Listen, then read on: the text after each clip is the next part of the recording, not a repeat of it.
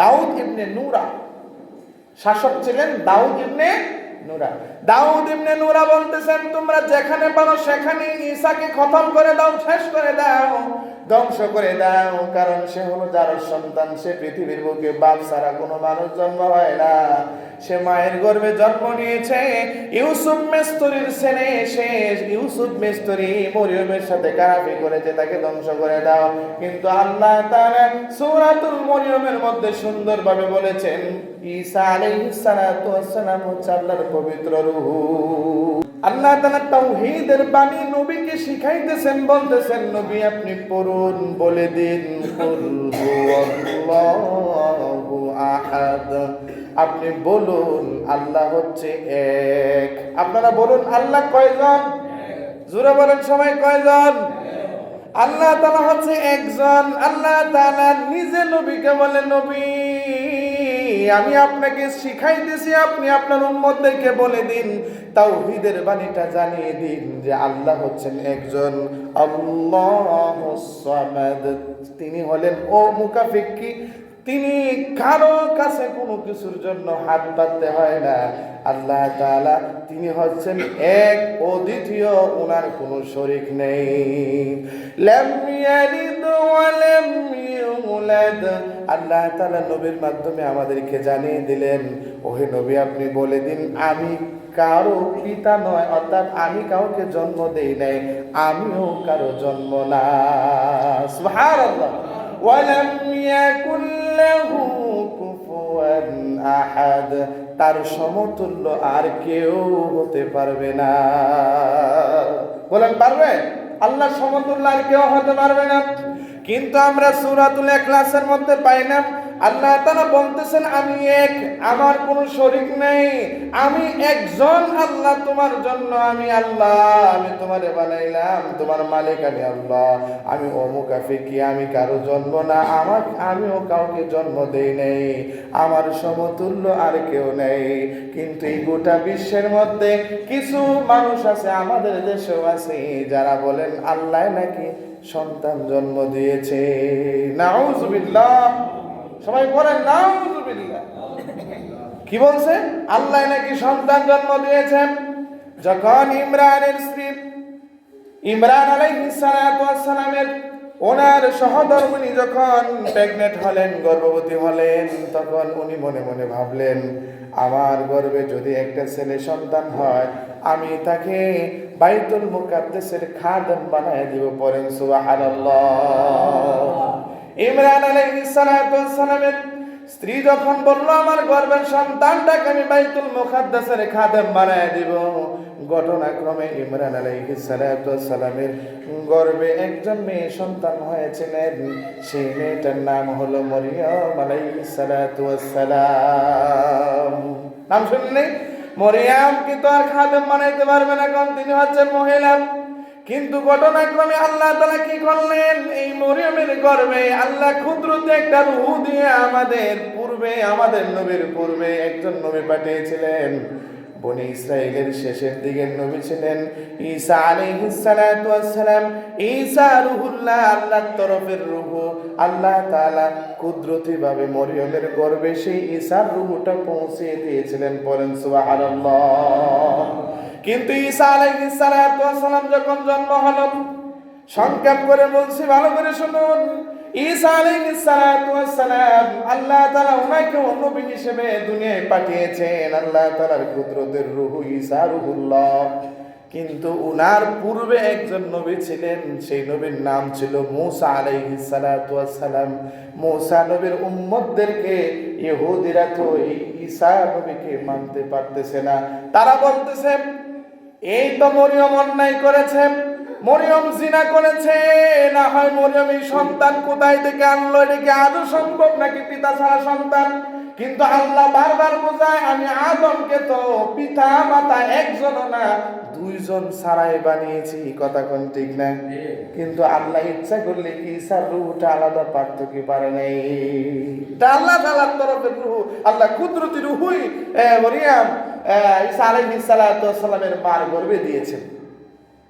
কিন্তু ইহুদিরা এটা মানতে পারতেছে না। ইহুদিরা বলতেছে, এটা তো মরিয়ম অবৈধ সন্তান নিয়েছে। কাকে দিয়ে সন্তান করেছে জানেন? একজন মিস্ত্রি। কি মিস্ত্রি? ইউসুফ নামে একজন মিস্ত্রি তাদের কাজ করত। বলতেছে ইউসুফ মিস্ত্রির যার সন্তান হলো ঈসা। নাউজুবিল্লাহ। ইউসুফ মিস্ত্রির যার সন্তান ঈসা। নাউজুবিল্লাহ। ইহুদিরা যখন এরকম তহমত দেওয়া শুরু করল, তখন আবার ঈসা আলাইহিস সালাম আস্তে আস্তে বড় হলেন, যৌবনে পদার্পণ করলেন। তখন ঈসা আলাইহিস সালাম যখন মানুষকে দ্বীনের দাওয়াত দেওয়া শুরু করলেন, তখন ঈসা আলাইহিস সালামের উম্মতেরা আবার বলা শুরু করলো, আমাদের নবী আল্লাহর সন্তান। নাউজুবিল্লাহ। তারা আবার আরেক ভুল করা শুরু করলো। তারা বলতেছে যে আমাদের নবী হচ্ছে আল্লাহর সন্তান। আচ্ছা, আল্লাহ তাআলা কি বললেন? লাম ইয়ালিদ ওয়া লাম ইউলাদ। আমি কাউকে জন্ম দেই নাই, আমিও কারো জন্ম না। তাহলে কি আল্লাহর সন্তান আছে? আজও যারা বলে, যারা খ্রিস্টান, তারা কিন্তু এই থিওরিতে বিশ্বাসী। এই বিশ্বাসে তারা বিশ্বাসী যে ঈসা রুহুল্লাহ হচ্ছে আল্লাহ তাআলার সন্তান। খ্রিস্টানরা কিন্তু এখনো কি বলে? ঈসা কি কার সন্তান? কথা বুঝেন নাই? কি বলে তারা? আল্লাহ সন্তান কয়। কিন্তু আল্লাহ কি কোনো সন্তান জন্ম দিয়েছেন? না। ইসলামটা হচ্ছে এমন একটা ধর্ম, বিগত দিনের যত ধর্ম এই পৃথিবীর মধ্যে বিরাজমান করেছে, যখন ইসলামের প্রকাশ পেয়ে গেল, ইসলাম চলে আসলো, তখন সকল ধর্ম বিলুপ্ত হয়ে গেছে। পড়েন আলহামদুলিল্লাহ। সকল ধর্ম আর ঠিক নেই। সকলের উপরে যে ধর্মটাকে স্থান দিতে হবে, যে ধর্মের আমল আমাদের করতে হবে, যে ধর্মটাকে আমাদের মানতে হবে, সেই ধর্মটা হলো ইসলাম ধর্ম। পড়েন আলহামদুলিল্লাহ। আমরা সেই ইসলাম ধর্মের মানুষ, আমরা মুসলমান। আমাদের নবী হচ্ছে মুহাম্মদ সাল্লাল্লাহু আলাইহি ওয়াসাল্লাম। সম্মানিত হাজিরিন, এখন কথা হচ্ছে ঈসা আলাইহিস সালাম। ইহুদিরা বলতেছে ঈসা হচ্ছে যার সন্তান, আর খ্রিস্টানরা বলতেছে ঈসা আলাইহিস সালাম হচ্ছে আল্লাহর সন্তান। এখন আমরা কি বলবো? তারা দুইটার একটাও ঠিক না। আল্লাহ যেটা বললো আমরা সেটা বলবো। আল্লাহ কি বলছে? ঈসা হচ্ছে আমার কুদরতি একটা রূহ। সুবহানাল্লাহ। ঈসা কি আমার কুদরতি রূহ, আমি তাকে আমার কুদরত দ্বারা তৈরি করেছি। তোমরা কেন বুঝো না? ইতিপূর্বে তো তোমরা দেখেছো, তোমরা শুনেছো যে আদম আলাইহিস সালাম ওনাকে মাটি দ্বারা বানাইছি। খালাকাল ইনসানা মিন সালসালিন কাল ফাখর। পুরা মাটির মতো শুকনো মাটি দিয়া বানাইছি। এনে মাও নাই, বাপও নাই। সুবহানাল্লাহ। মাও নাই, বাপও নাই। তাহলে খালি জায়গা বানাইতে পারি আমি আল্লাহ, তাহলে কি মা দিয়া দুই সন্তান বানাইতে পারি না? এটা আল্লাহ তাআলা ক্ষুদ্র নিদর্শন দেখিয়েছেন যে আমি দেখো মা বাপ ছাড়াও পারি, আর শুধু মা দিয়েও সন্তান দিতে পারি। এখন আল্লাহ কি কয়? এগুলা দেখার পরেও তোমরা কেমনে বলো যে ঈসা আমার সন্তান? লাম ইয়ালিদ ওয়া লাম ইউলাদ। আমি কাউকে জন্ম দিই না, আমি কারো পিতা নন, আমি সকলের সৃষ্টিকর্তা আল্লাহ। আমি কারো পিতা নই, সকলের সৃষ্টিকর্তা আল্লাহ। আমি খালেক, আমি মাখলুক না, আমি খালেক। আল্লাহ তাআলা আমাদের সকলের সৃষ্টিকর্তা। ঈসা আলাইহিস সালাম ওনাকে এমন ভাবে পাকড়াও করা হলো, ইহুদিরা তাকে মানতেই পারতেছে না যে এই ফুলা আবার নবী হয় কেন? যেমন আমাদের নবীর বেলায় উতবা সাইবারা বড় বড় কাফেররা কত ষড়যন্ত্র করেছে, আবু জাহেল কত ষড়যন্ত্র করেছে। এই ছেলেকে নবী হিসেবে মানতেই পারতেছে না। সবাই বলে আল আমিন। কি বলে? আল আমিন। টাকা পয়সা জমা রাখে বিশ্বাসী, অর্থ করি সব জমা রাখে সে বিশ্বাসী, সকল কাজে যায় পরামর্শ করে আল আমিন, সত্য মানুষ। কিন্তু যখন আল আমিন বলে পড়ো লা ইলাহা ইল্লাল্লাহ, মাথা নষ্ট। যখন নবী বলে পড়ো আল্লাহ ছাড়া আর কোনো মাবুদ নেই, আর কোনো ইলাহ নেই, তখনই তাদের মাথা নষ্ট হয়ে যায়। কি নষ্ট হয়ে যায়? আল আমিন বিশ্বাসী বইলা এখান থেকে বাইর হইলো। যখন নবী ময়দানে যায় বললো পড়ো তোমরা লা ইলাহা ইল্লাল্লাহ, তখন নবীর চাচাই নবীকে পাথর মারা শুরু করলো। নাউজুবিল্লাহ। ইহুদিরা মানতে পারতেছে না। কি করলো? ইহুদিরা রোম সাম্রাজ্যের সম্রাট ছিলেন সুতিউনুস, উনি হুকুম করলেন যে তোমরা এই ঈসাকে যেখানে পারো যেভাবে পারো তাকে মেরে ফেলো। নাউজুবিল্লাহ কইবেন না। কারে মারার কথা বলতেছে? নবী ঈসাকে মারার কথা বলছে। আমি সংক্ষেপ করে বলছি, সময় সংক্ষেপ। আবার কোন ঘটনায় এরকম বলা হয়েছে, দাউদ ইবনে নূরা শাসক ছিলেন। দাউদ ইবনে নূরা বলতেছেন, তোমরা যেখানে পারো সেখানে ঈসাকে খতম করে দাও, শেষ করে দাও, ধ্বংস করে দাও। কারণ সে হলো যার সন্তান, সে পৃথিবীর বুকে বাপ ছাড়া কোনো মানুষ জন্ম হয় না। সে মায়ের গর্ভে জন্ম নিয়েছে। ইউসুফ মেস্তরির ছেলে, সে ইউসুফ মেস্তরি মরিয়মের সাথে কারাফি করেছে, তাকে ধ্বংস করে দাও।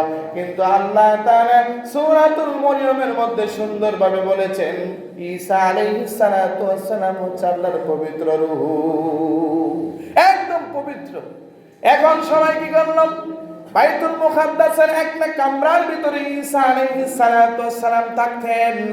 ঈসা আলাইহিস সালাতু ওয়াস সালামকে মারার জন্য এই কিছু ইহুদিরা এমন ভাবে বেষ্টন করলো, ঈসা আলাইহিস সালাতু ওয়াস সালামকে ধরে ফেলবে, মেরে ফেলবে। এর মধ্যে সবাই বাহিরে দাঁড়ায় বলতেছে, আমরা চতুর্দিকে ঘেরাও করলাম, একজন ভিতরে যায় দেখো তো ঈসা আছে কি নাই। আল্লাহ তাআলা ইন্নাহুম ইয়াকিদুনা কাইদান ওয়া আকিদু কাইদা ফামাহিলিল কাফিরিনা আমহিলহুম রুয়াইদা। আল্লাহ তাআলার কৌশল হচ্ছে সবচেয়ে বড় কৌশল।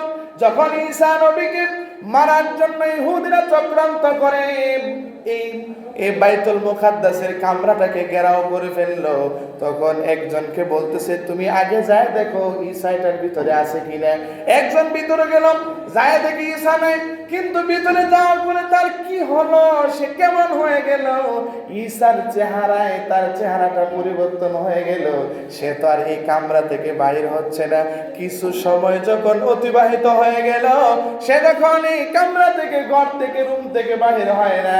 বাহিরের লোকজন বলল, কি ব্যাপার, তাকে পাঠাইলাম খবর আনার জন্য, এটার ভিতরে কি ঈসা আছে কিনা। সেজে গেল, সে তো আর আসে না।